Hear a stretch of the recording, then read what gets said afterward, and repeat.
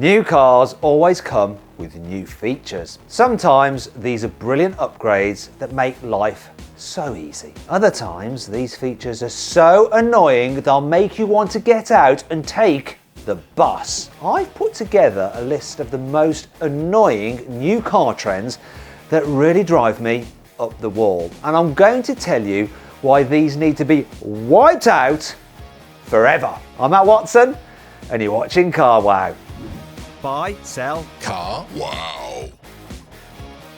Cars with internal combustion engines need fuel filler caps, and electric cars need charging flaps. But why do they have to be so big? Just look at the size of the charging flap on the Mercedes EQC, and the one on the BMW iX is even bigger. It looks like someone pinched the air brake off a jet. There is no reason for any of this. A charging plug is about the same size as a fuel nozzle. It doesn't need an enormous door. Audi has the right idea with the Q8 e-tron. The charging port is behind a smaller flap that slides down when you open it. And you get a flap on each side of the car to make charging as simple as possible. It still isn't perfect though.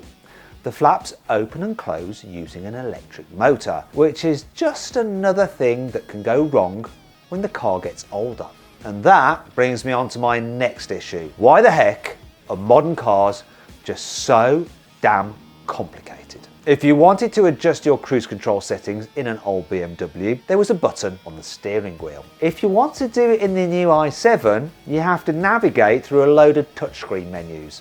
This is annoying, and some manufacturers know this. Hyundai, for example, has just updated the new Tucson. Now you get loads of real heater buttons to make it easier to use the car while you're driving. But Volkswagen has done the opposite with the new Amarok. It made a big deal about this all-new pickup truck having some normal physical buttons. It even teased a video of the volume knob before it actually revealed the car. But it turned out the heating controls were still on the blooming touchscreen. Why, Volkswagen? Why?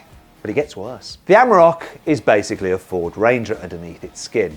They share the same chassis and basic interior layout. And that truck has proper buttons under the touchscreen. So Volkswagen could have reused these for the Amarok, but it still went right ahead and decided to get rid of them. The lack of buttons isn't the only annoying thing about touchscreens. They're taking over from traditional dials as well. I don't mean digital displays behind the steering wheel. These can be a really useful upgrade that show much more information than an analog dial ever could. But some cars don't have a display for the driver at all. This started with the massive central display in the Tesla Model 3. But the single screen fever is spreading.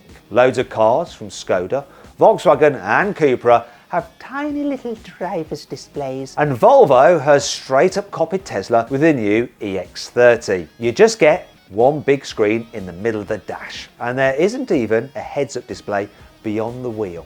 This means you have the same problem as in the Tesla Model 3. You end up glancing to the side like that all the time while you're driving to check your speed. Anyhow, I really like Audi's new Matrix LED headlights. These can automatically mask out parts of the road ahead so you don't blind oncoming drivers. And they can highlight road markings ahead to stop you drifting out of your lane or warn you if there's a stationary car up ahead. They work really, really well. So why have I included these lights on this list? Well, clever adaptive headlights weren't enough for Audi. It decided to add a few gimmicks. This started with the daytime running lights on the RS3. These show a checkered flag pattern and spell out RS3 when you unlock the car. And now the facelifted Q8 comes with customizable daytime running lights too. These are a little bit weird, but they're nothing compared to what some brands are doing. Take a look at the Human Horizons Hi-Fi Z and Hi-Fi X. These have massive pixelated screens under the headlights that can show all sorts of patterns. But that's not all. The Hi-Fi Z comes with scrolling displays on the back doors that you can customize with your own text. But what happens if someone bumps into your door and cracks the display? You can't swap in a new bulb like an old car. You'll probably have to buy a whole sealed unit. And I bet it'll cost an absolute fortune to get these parts and then have them fitted. So while I do quite like the functionality and think it's kind of cool, I also think it could be a massive headache further down the line as the car gets older. We're living through the biggest transition in car history. Internal combustion is out and electric power is in. But before fossil fuels get banned for good, car makers should be making the most of their internal combustion engines. They shouldn't be muffling them with restrictive exhaust. And I'm not talking about soft limiters either. I'm talking about the actual sounds the engines make. Famously, BMW doesn't actually use soft limiters on its M cars, but they've still been hampered by increasing sound restrictions. Listen to this and you'll see exactly what I mean.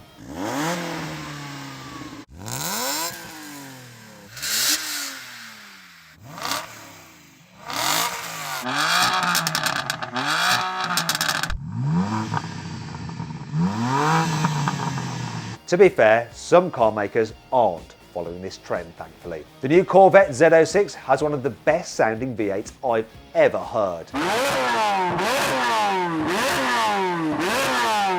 Maybe Germany should take a leaf out of the USA's book on this one. Car designers love massive wheels. Customers love the look of massive wheels. But why don't big wheels come as standard on most cars? It's because car makers want you to pay more to get the best looking rims. Obviously. It's like they deliberately make the car look bad on the standard wheels to make you pay for the upgraded alloys. Take the BMW X1 for example. It comes with 17-inch wheels as standard. They look ridiculous because the shape of the car wasn't designed to suit small wheels. It looks so much better on the largest 20-inch rims. But these cost over £1,500 on the mid-range X-Line trim. It's the same story for the new Mercedes E-Class. As standard, it comes with titchy little 17-inch wheels. At least this British car's wheel size starts from 18-inch alloys, but these still look too small compared to the largest wheels you can buy. You've heard about fake air vents and fake exhaust fitted to cars. Well, here's something I never thought I'd see. MG is selling cars with fake brake calipers. Now this is what the wheels and brakes look like on a normal MG4, and this is what they look like on the faster X-Power version. Okay, so the brakes aren't completely fake, but those bright orange calipers are actually just metal covers that hide the regular brake calipers underneath. Now admittedly, brake covers do serve a purpose in certain cases, but not really on road cars. You see, MotoGP bikes use brake covers to help keep the carbon disc warm in cold weather. This helps the riders slow down for corners more quickly. But an MG4 doesn't need special MotoGP style brake warmers. The covers on the MG X-Power are purely for show. To be perfectly clear, MG has in fact upgraded the brakes underneath these covers over the standard MG4's braking system. But that doesn't excuse the fact that these metal plates look like something from Wish.com. The Audi RS3, Mercedes-AMG A45S and Volkswagen Golf R are all cars currently on sale that have a four-wheel drive system with a special built-in drift mode. All these cars are fitted with a special rear differential and have a special driving mode that is designed to make it easy for absolutely anyone to slide their car around. However, there is a problem. Where are you going to use these modes? You can't use them on the road, and you'll get thrown out of most public track days if you try to drift around every corner. Even if you do have loads of private land to hoon about on, these cars don't drift like a normal rear-wheel drive car can. They all do smoky four-wheel skids that burn through all four tyres. Okay, so these cars are all hot hatchbacks. So it's fine if some of their features are a little bit silly. But what about the Kia EV6 GT? This is a serious electric family car, but it has 585 horsepower and a drift mode. Who is this designed for? The drift mode didn't even work that well. When I tried it, the front wheels span like crazy and filled the cabin with loads of smoke. That was horrible. Anyhow, that Kia EV6 actually brings me on to another problem with lots of modern cars. Can't believe I'm saying this. They're too quick.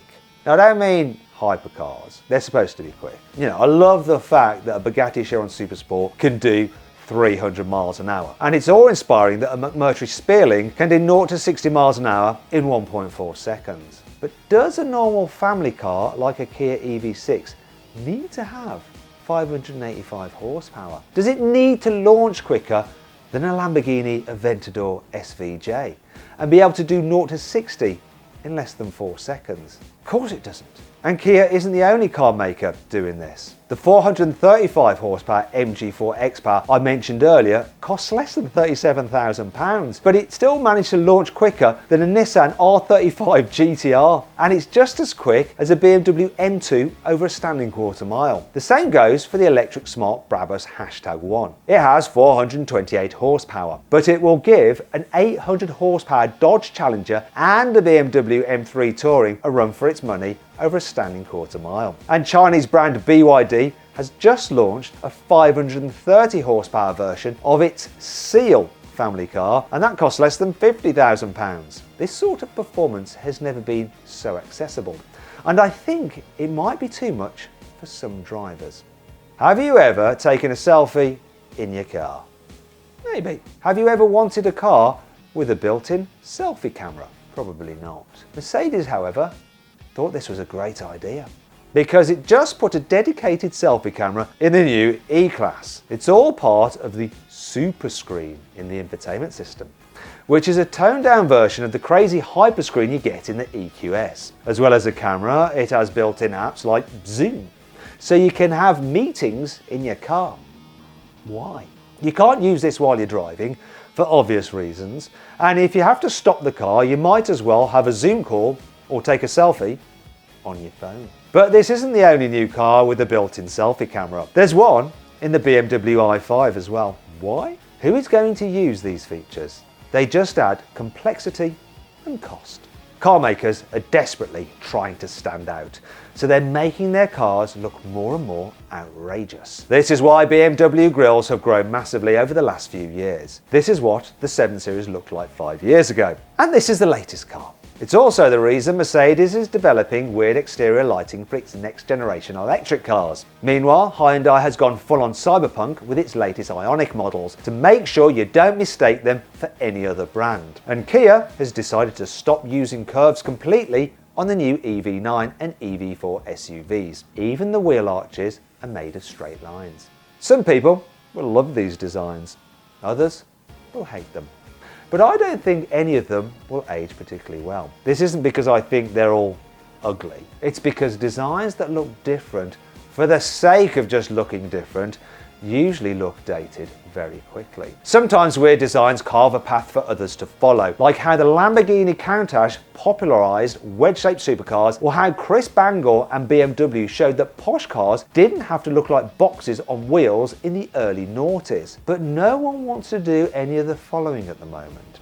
Car makers are determined to make a big impact by reinventing their design language each time they reveal a new car. So will all these wild-looking cars be forgotten about in a few years' time? Let me know what you think by voting in the pinned comment. I hope you'll enjoyed the video. If you did, give it a like. Let me know what you think of it in the comments below. If you want to watch some more videos, I've picked a couple out for you there. I think you'll like. Just click on those windows to watch them. Or if you haven't done so already, make sure you subscribe to this channel. You can do that just by hitting the Carwow logo there. Simple.